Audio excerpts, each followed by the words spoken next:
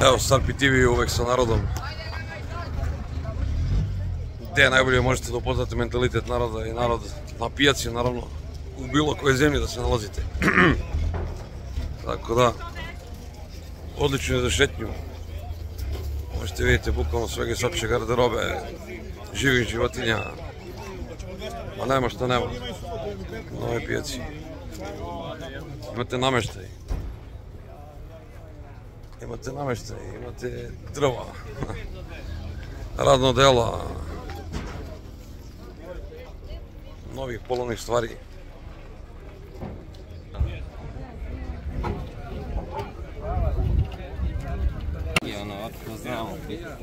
Pa ja i sa punom kad radim to je sitno.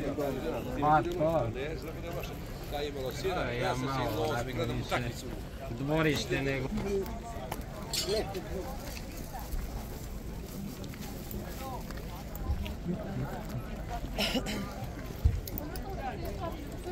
Tu imaš i lepše.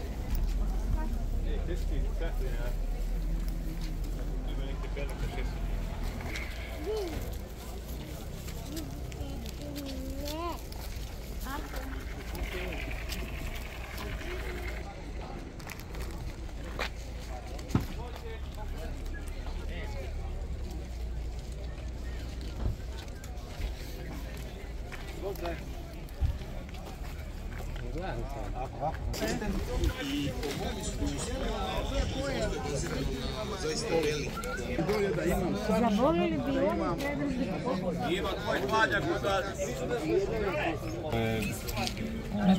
Pivo sa nekim čak dnevni brkovani lulu.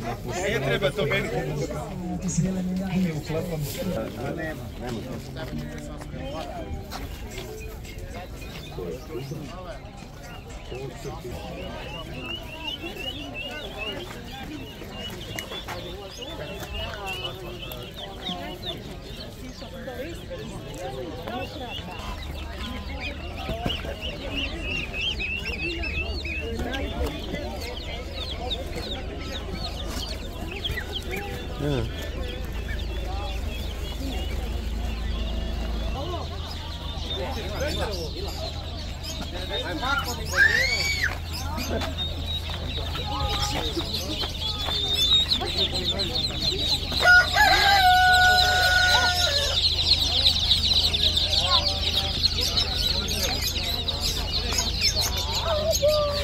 malo tako.